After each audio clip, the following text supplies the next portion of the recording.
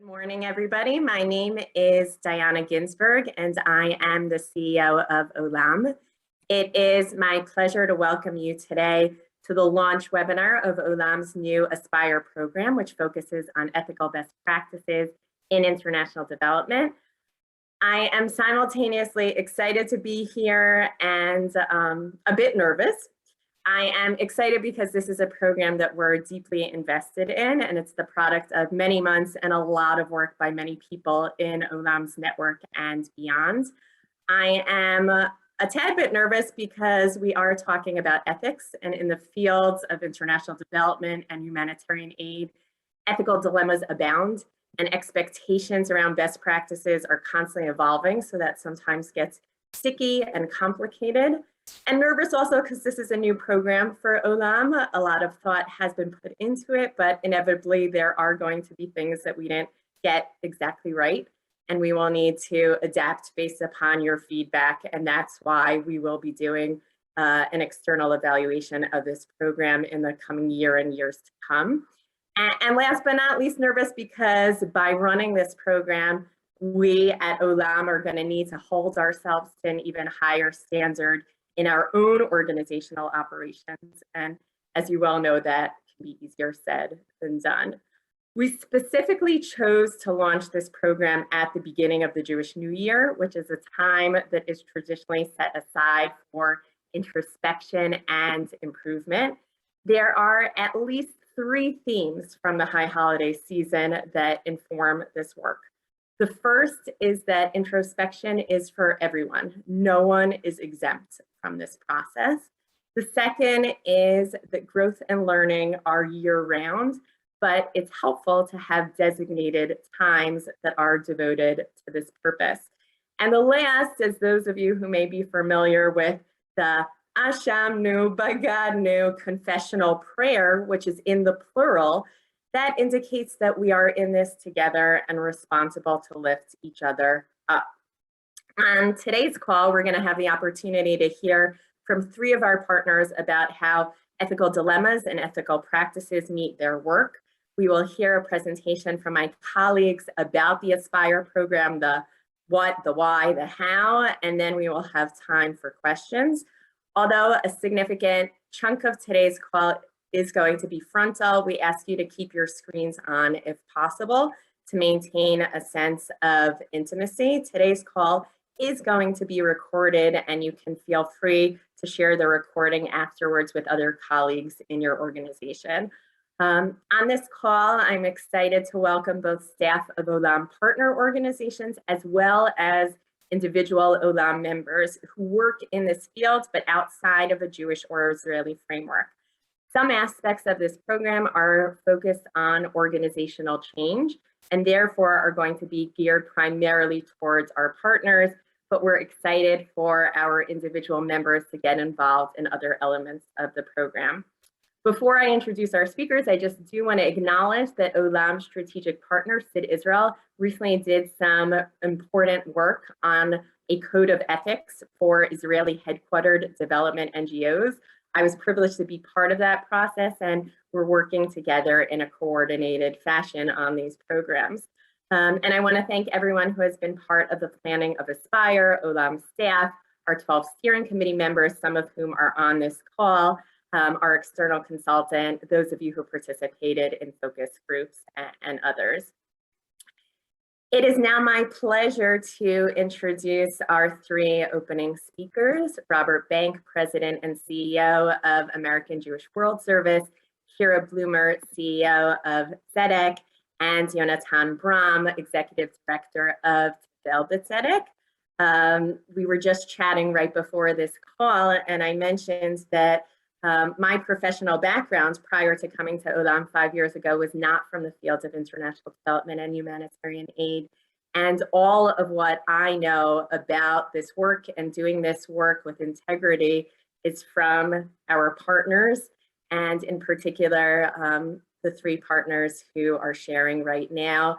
And I really look to the 3 of you, but also to many, many faces and organizations I see on this call as my own personal guides and mentors as we navigate this entire process of how do we do our work better and in a more deeper way together. So I will turn it over to Robert, followed by Kira, and then Jonathan. Diana, thank you so much for that really generous introduction. It is always wonderful to hear you speak, and congratulations on over 5 years of building together with your team, who are amazing, this incredible organization. And thank you. I feel very honored to be speaking today at this program. I love the title, Aspire.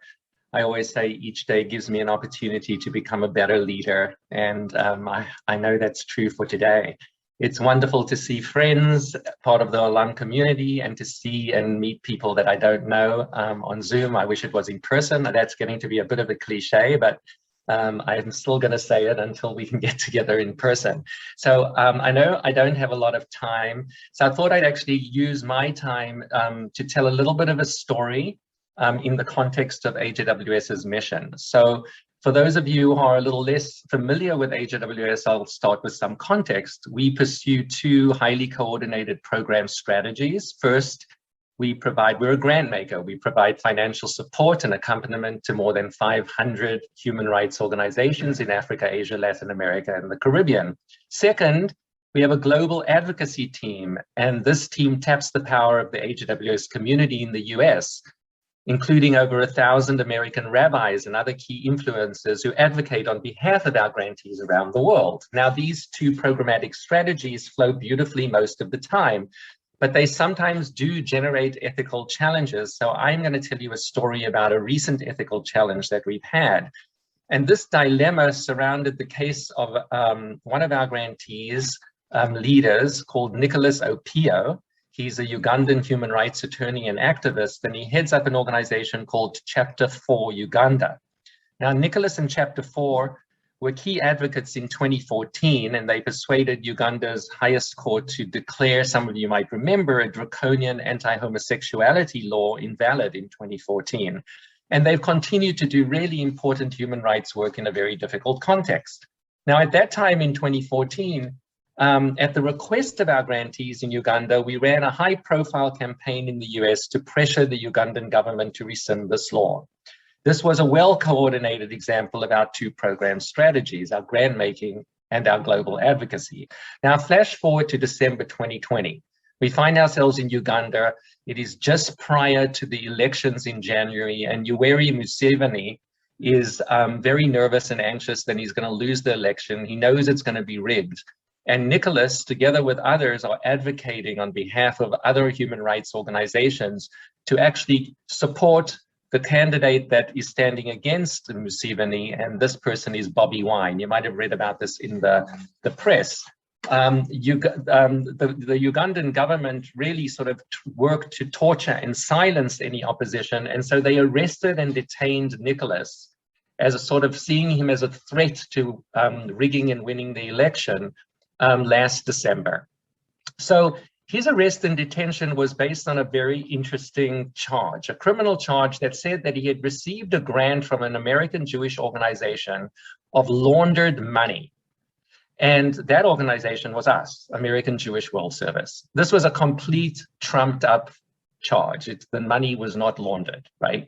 So, but what this created an ethical dilemma for us. And I wanted to tell you what some of the questions are that we faced and what we needed to discern. So first of all, should our US advocates, our rabbis, our global advocacy team in the US speak out publicly on Nicholas's behalf to pressure the US and Ugandan government?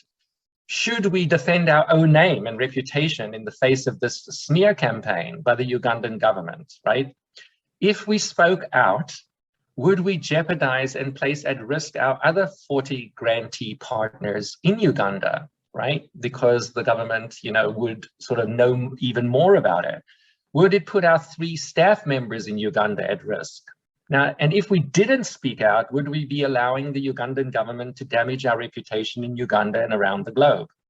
So these were the discerning questions. We wrangled with these questions. We spoke to attorneys. We spoke to Nicholas. We spoke to Nicholas's attorney. We spoke to Chapter 4. We spoke to American allies of Nicholas. And after listening to all of this, we discerned and came up with a decision not to speak out. We pursued a strategy which we thought was ethical in this case, which was to, number one, for a while, stop wiring grant monies to Uganda above a certain amount, but still keeping our grantees sort of going. And then we decided we would do strong and tireless behind the scenes strategies, collaborating with others in the US State Department and the US Embassy in Uganda to put pressure on the Ugandan government to free Nicholas. You know, this was an ethical dilemma in some ways, because many of us thought, well, wow, this is a great way to elevate AJWS in the world. Our donors would have loved this for good reason, right? You know, you're standing up for the right thing here. But we realized that it could be very dangerous to our other grantees and ultimately to Nicholas. So I will tell you, the end of the story is very good. Although Nicholas was pursued and chased for 9 months, his case actually came to court just a few weeks ago. And because of all this behind the scenes work, and of course, because the whole charge was fraudulent, the government actually dismissed the charge. And he was fortunate also that he had a very sympathetic judge of his case in Kampala. He was given back his passport. He has actually managed to leave the country, and he is now free.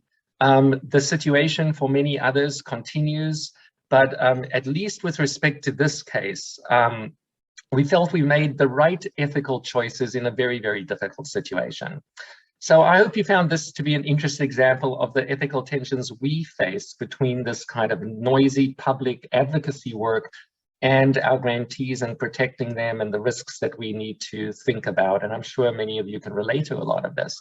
So again, thanks for this opportunity. And I think I'm turning it over to Kira. Thank you. Thanks so much for having me, and Robert, thanks for welcoming me over.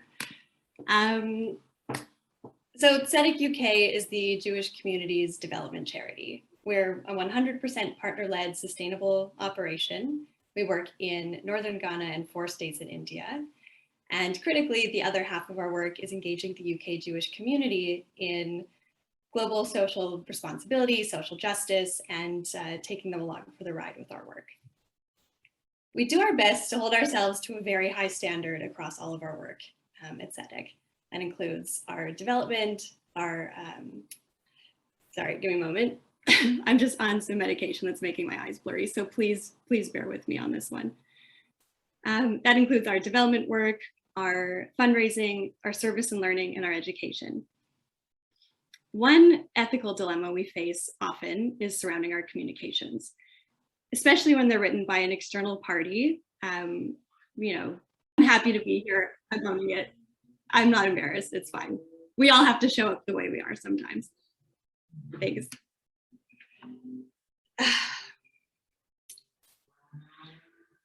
So anyway, so one of the issues that we face is the way that pieces are written about our work, particularly by external parties. This can often come down to journalists having their own agenda, or they're looking to make an impact, sometimes with exaggerated suffering and misery. There's not a lot we can do about that. But we have found that if we work proactively with the youth that we work with, anyone that encounters our work through our educational programs, we can kind of coach them, train them, and teach them to edit in a way that does our work justice and represents our work with dignity and offers our partners the respect they deserve. So one of the things that we've implemented is an ethical communications guide. And this is something we've been working on for years and years and years. Olam has done similar work, so I know that a lot of you know what this looks like. But our work on our guide is a key part of our educational experience. So anyone that comes into our work, our fellows, our interns, our students, people who come to us through work experience through the UK school system, this is required learning for them. Every single person needs to read and understand and learn and be trained on our ethical framework. When our students leave our work and you know, they go off to do their school presentations, they write blogs, they sometimes publish things in the newspaper. We work with them. We have a suggested editing process, and you know, we find it's really not about micromanaging the messaging, but we do our best to coach them and teach them that they have a responsibility to speak in a way that represents our work with dignity. We want to make sure that they're using their voices in the most responsible way possible. And last, we often apply the golden rule. So I think all the time as a CEO and a mother, what would I expect of people photographing my child or documenting my worst moments? You know, just like now, trying to speak. I appreciate so much that you came in and cut the recording to offer me some dignity, but of course, I'm fine with it. But this is the kind of way that we expect to treat people. And the golden rule applies, I think, really broadly in every single aspect of our work. As an organization that offers grants and an organization that fundraises, we know what it's like to report to a funder who's a challenging funder, someone whose relationship is difficult with us. So we do everything we can to reduce the hoops that our grantees have to jump through. You know, no excessive admin, no excessive reporting. Every single thing we do is based on trust and mutual respect. And last, as a team, we like to joke that there's a kind of required quarterly personal crisis to stay in this sector. And, you know, while we say this in jest, I do think that a frequent crisis of conscience is kind of key to staying humble and doing the work.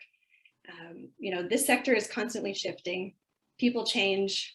The field requires humility. And, you know, as Jews, we know very well that we may not be able to complete the work, but we cannot desist from it. And that's kind of the approach we take in every aspect of our work, particularly with ethics. And I just don't think there's any exception to that. That's it. Thank you.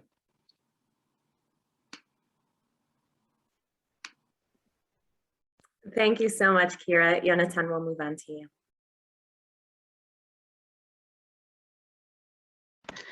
I won't take up a lot of time. I feel like we've been away from the field in a consistent way for too long. And I'd like to be able to say something more precise and grounded, like my colleagues just did. We at Tavel, you know, as Diana said, ethical questions come up everywhere when considering community development, international development, when considering work with vulnerable communities. And, you know, there's just no one thing that comes up. For us, one of the main tensions was always between our obligation and commitment to the communities and our vulnerable partners and our service learning participants, our volunteers. So a lot of time there's tension there, but then there's also always tension coming up with every single action you take. Do we start a certain program in the community, even though we're not completely sure if everyone will follow through? Our partners, our providers, our stakeholders. Will we waste people's time? Will we create market distortions? There's all these things that come up as you learn through, as you go through these new practices, new methodologies, new approaches. You always learn that you did something wrong. And so I want to say that for us in the field, do no harm is a big thing, right? But I feel that for us, an additional framework is, apart from do no harm, what would happen if you would let this idea of do no harm paralyze you? What would it be like if you weren't to take any action? If you would be so cautious as to not move forward? And so that, to me, is one of the major points of the things, the major kind of tension to balance. So how do I move forward and help this community achieve what they want to achieve, while making sure we're not wasting any time, anyone's time or any resources, and not distorting too much what's happening socially or economically in the community, and at the same time, just getting something done, getting to do something that looks at the end result and thinks, I can help these people, like we can do something to help them move forward. To me, that encapsulates most of the ethical thinking that we do. I won't give a specific story because I feel like they're all too complex and distant, but I think that tells a good story. Thank you, Jonathan and Robert and Kira and Diana for welcoming everyone. And it's great to see all of you here. For those who don't know me, I'm Yael Shapira. I'm Olam's Director of Network Engagement and Programs, and I am one of the people spearheading this Aspire program.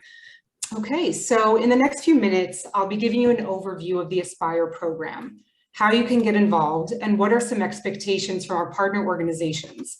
Please note any questions that come up, and there will be time for Q&A in the end. So what is Aspire? Olam's Aspire program is a multi-year program that begins today that we have developed for our 60 partner organizations. The goal is to help our partners improve ethical practices in their international development and humanitarian work, and we will take a holistic approach to make this big task possible. The work may include changing policies, strategies, relationships, and the way that you implement your work.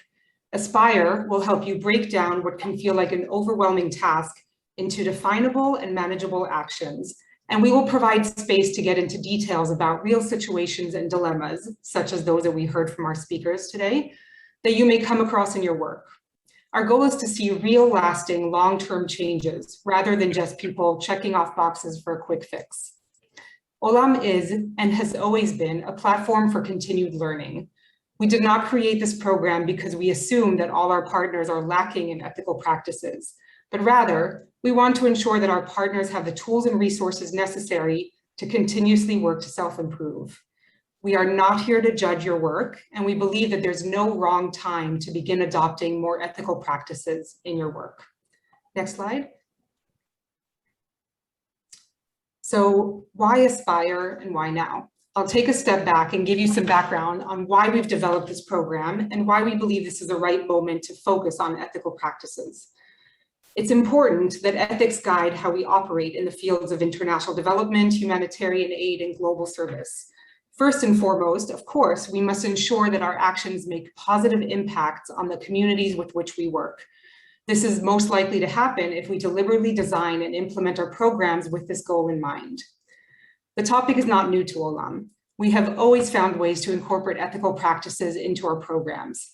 Last year, we launched a webinar series about Do No Harm, in which a small cohort of our partners participated and experts from within our network shared their practical learnings. The successful webinars provided a strong foundation for a full program on this topic. In the past, focal point sessions related to ethical best practices have always gotten rave reviews, and at the Olamathon activity several years back, for those of you who remember, 2 teams made the case for Olam to play a greater role in providing resources related to ethical best practices and international standards for our partners. While the roots of Aspire began to be planted soon after Olam's founding, the program really took shape following the global awakening to issues of racial and social justice in the past year and a half.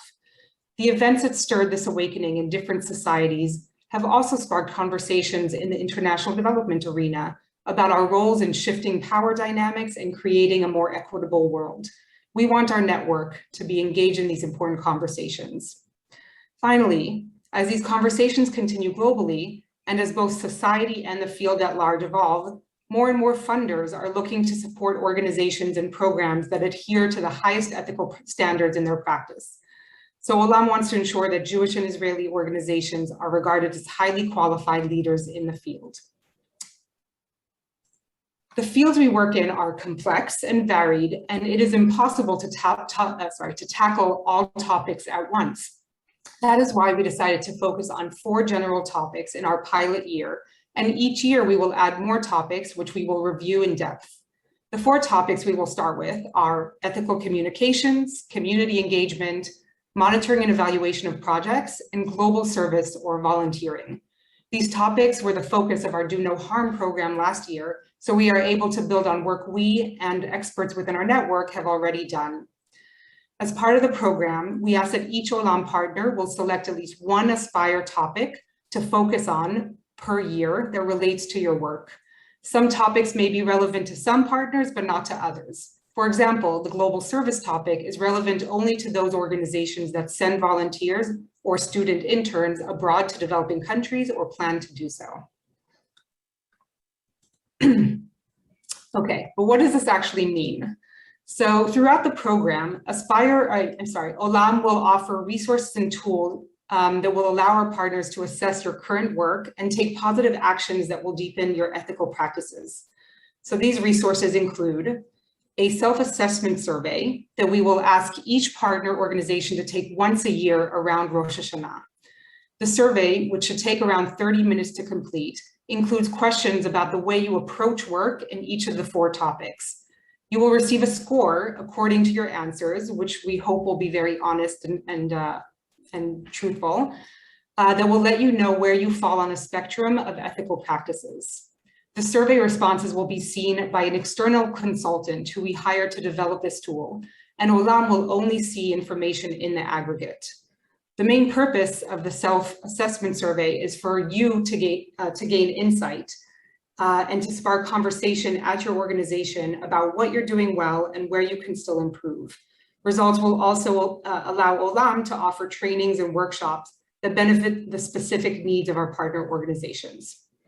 Another important tool is the ethical practices spectrum for each topic that you will hear more about shortly. We have a resource list with links to dozens of videos, blogs, guides, papers, and more that expand on these issues. They were created by organizations and professionals from around the world who are involved in ethical practices.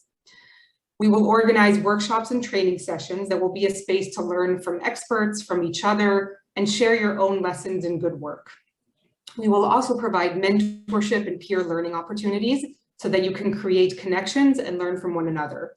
And starting in 2022, we will offer micro grants to help fund initiatives that promote ethical practices.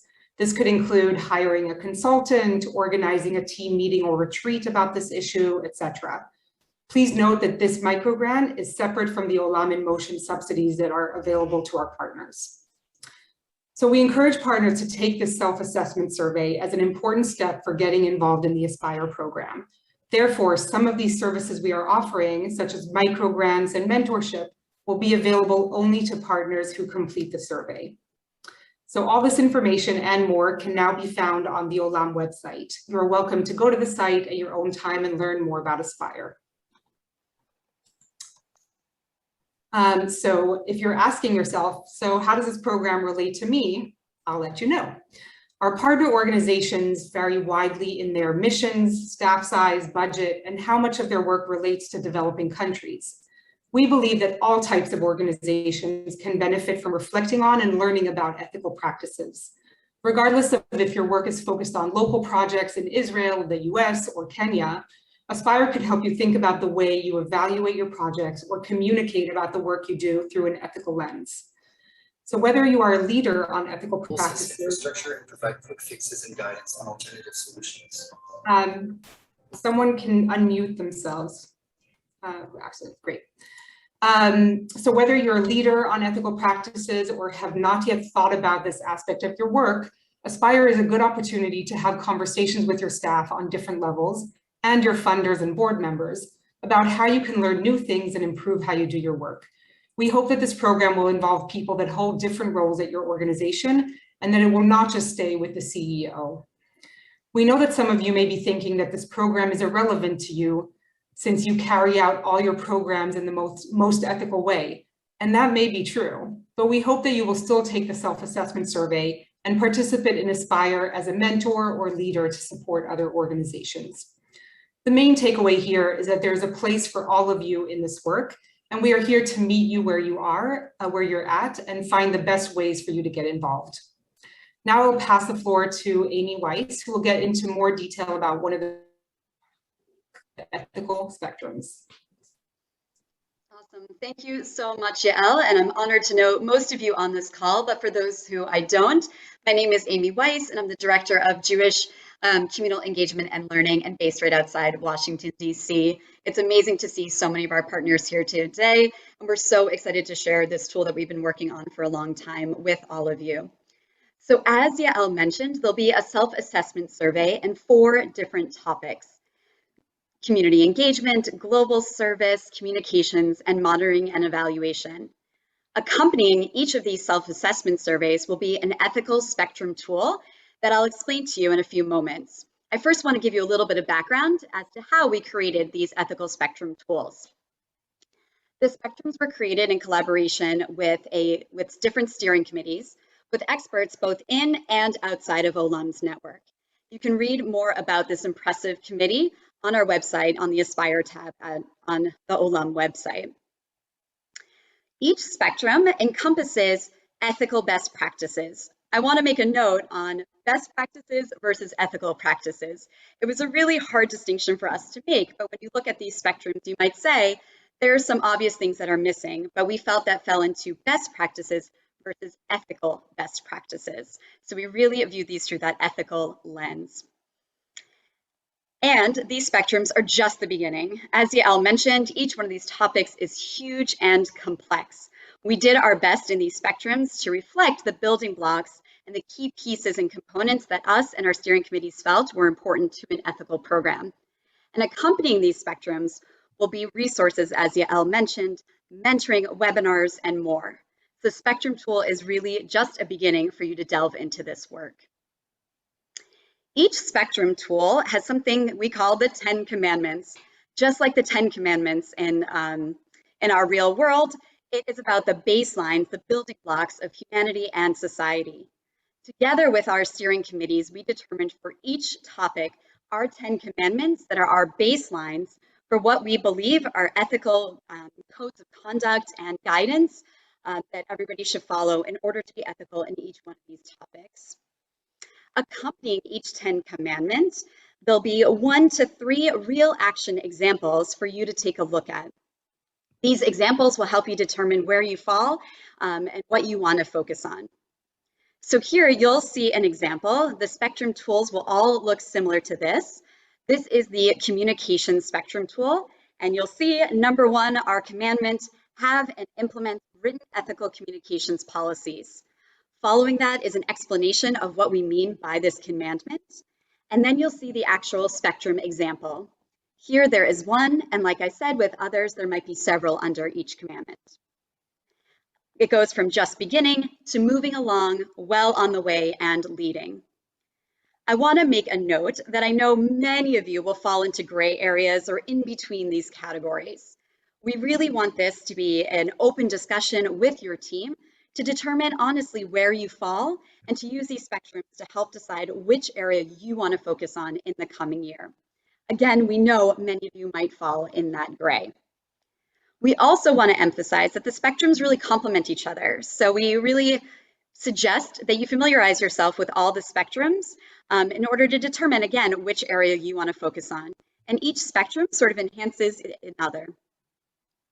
Now I want to give you a little bit of a taste of some of the topics that you'll see in the different spectrum tools. So for ethical communications, as Kira spoke so beautifully and poignantly about, communications, the way we share the stories of others, is important. This communication spectrum will really focus on what stories are we sharing, how are we sharing, and how are we representing people that come from different places than us. Examples in this are get informed consent, keep the focus on the community, and make your communications materials accessible. That might mean different languages in some places. This is just a taste of what's to come in the ethical spectrum tool. Ethical community engagement. Everybody on this call works closely with community partners around the world, and we know the sensitivities that go into working with vulnerable communities. This will talk about the way we interact and work with those communities, how we protect them and ourselves.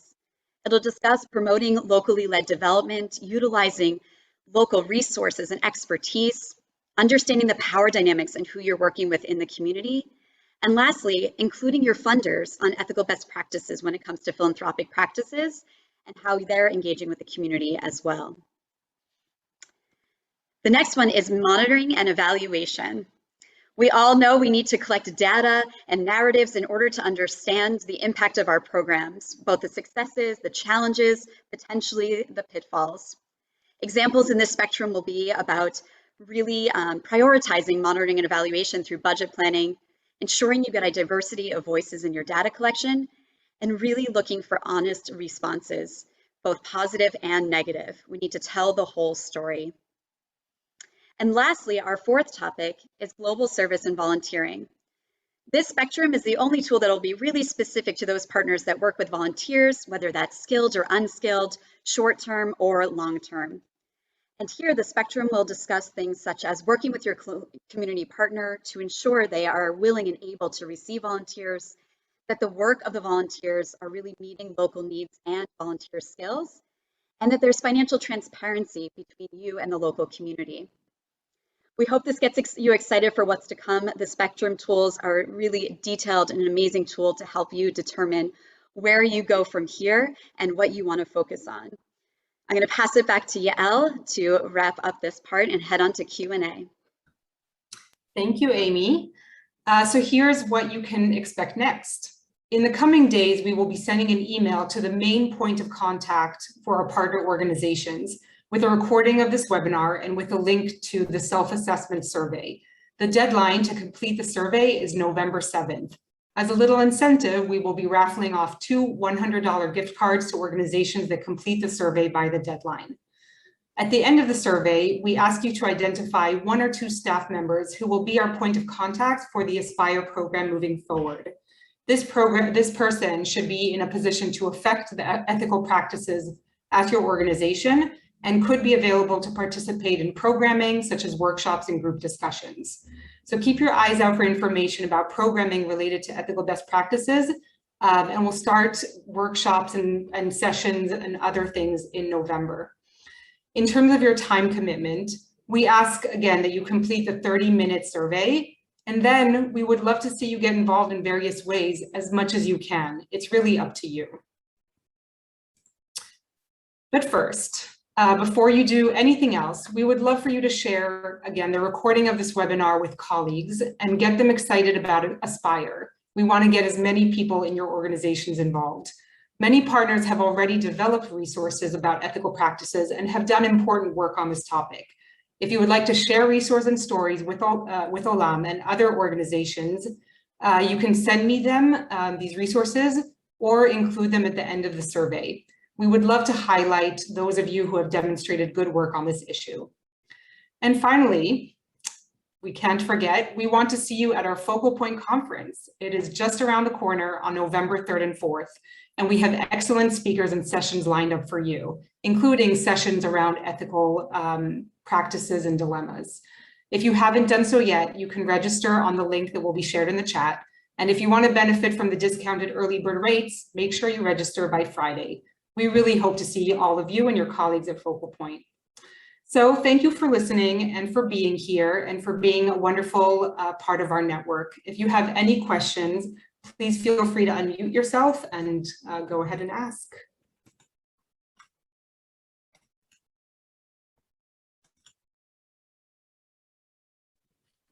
I have a question. Yes. First of all, this sounds really cool. Thank you for putting this together. Great. What are you going to do with the aggregate data? Are you going to release progress or where the field is at, or what's the plan? That is a great question. So yes, we are planning to get from, we have a consultant who has created the self-assessment survey, and he is going to create some sort of report that we can share with our partners just to get a sense of where people are at in general. And this is something that we can share with our funders and that you and our partner organizations can share outward as well to kind of educate your stakeholders on the work that you're doing and on ethical practices. It's really an opportunity for us though to get a sense of, if 90% of people are really, doing wonderfully in communications, but maybe need more support on monitoring and evaluation, that could help guide our programming, our programming to fit the needs. I will add that at the end of the self-assessment survey, Partners will have the opportunity to check a box that says that you're interested in a 45-minute consultancy with Olam staff, just to kind of start you off, get the conversation flowing, think about how to tailor this program to you. And it is up to you if you want to share with us your more personalized information and results of the survey. But unless you give us consent to do so, we're really going to only see the general responses.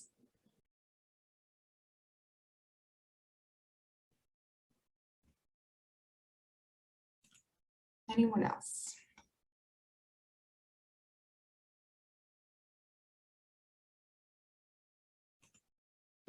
I'll ask a question. Thanks. This has been really informative, and also like I found the questions that all the presenters asked as super relevant in context to our work at Repair the World. You may have mentioned this and I may have just missed it. So if I did, you'll just repeat it for internalizing purposes. Is the vision of this a cohort experience? I think the answer is yes. And what is the hopeful size, or do you have sort of like a goal of what that cohort size might be if it is going to be a cohort experience? So it is and it isn't. It's really up to you. We're going to ask for feedback.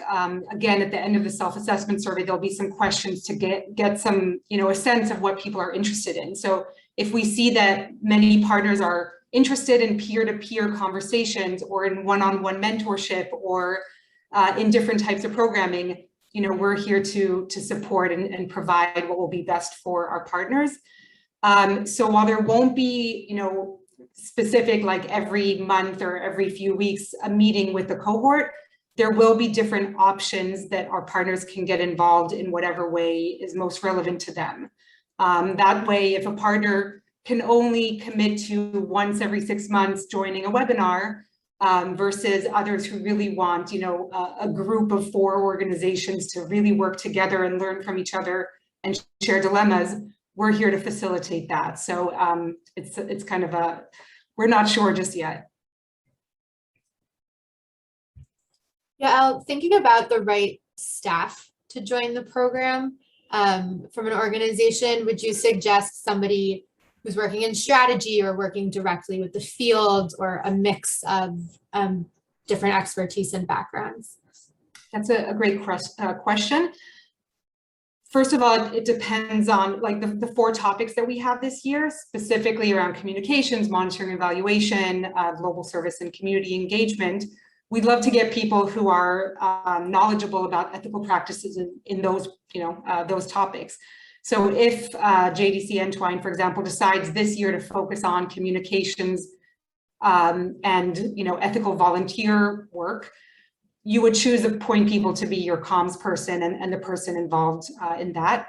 We are very aware that, again, our partners vary in size. Not everyone has a communications team. Not everyone has a designated staff for all these people. So it may just be, the 1 out of the 2 staff members that your organization has. But I'd say it's really someone who has a bit of a larger overview of these topics, but also has some sort of level of power to come in and affect programming or suggest changes to programming if needed. And that's something that we're happy, case by case, to speak to each organization and think through the right people.